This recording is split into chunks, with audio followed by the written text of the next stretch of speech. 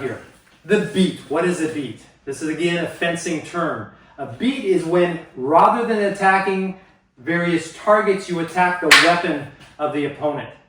Now, when that happens, because it's often, I would say that most people don't do the beat for whatever reason. You'll find people that are very, very good at it and such, but for whatever reason, a lot of people won't use it purposefully to set things up. They might be out here, right, and they just kind of go like this and kind of hit it to stick a little bit and all. But to use it as a setup is very important because it's very sharp and often unexpected. Because if I go for the hand, how much time does it take me to get to the hand? How much time, if he doesn't block, does it take me to get to the head? He has all this time. How much time does it take me to get to his stick? Almost nothing. Which means that innate, we were talking about earlier in the broken rhythm, the innate sense of rhythm he has, or anybody has, they will feel they have that much time to deal with the hand shot, that much time to deal with the head shot, that much time to deal with the leg shot. But this is, they're not factoring that in. So that's why if I go similar to a parry riposte, I'm going to beat, and the thrust is the closest thing. I can beat and then hit, right? I would have to pull back to strike to the head. But if I beat and thrust, what's going to happen is we're probably going to induce a startle block.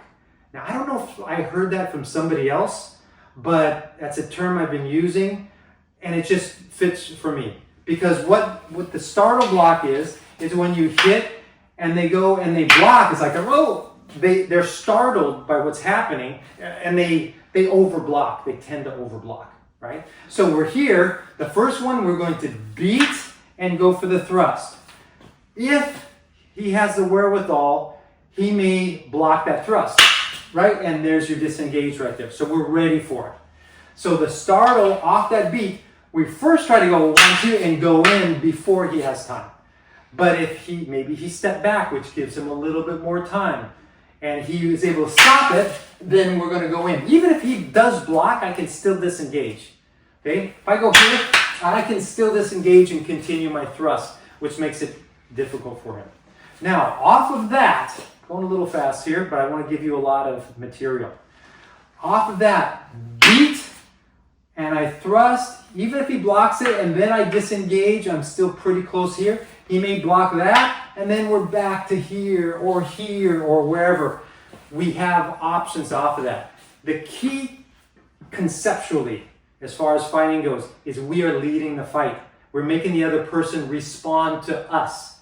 The more they are on defense, the more chance that we are going to be able to score. We're trying to keep pressure on them and make them respond and make a mistake.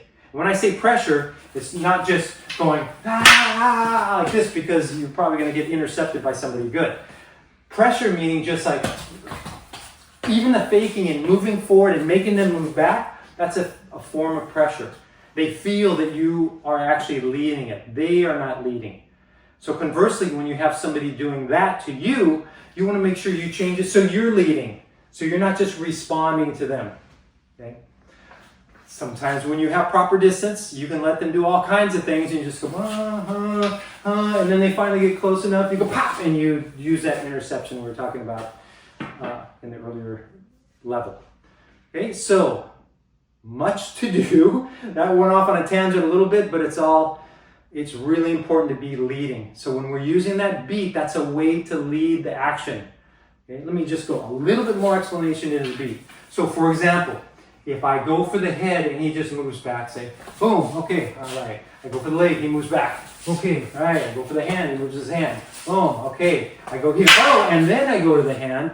That gives that little, what's happening, and it makes it a lot easier to hit your target. Okay? And you're closer to the target too.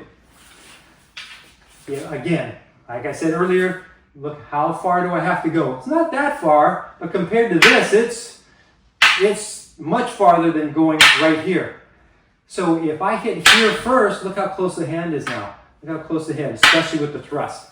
So work that idea of the beat so that you can induce a startle block, hopefully, but you beat and put them out of position, not just physically, but mentally. So they go here and then you're ahead of the game.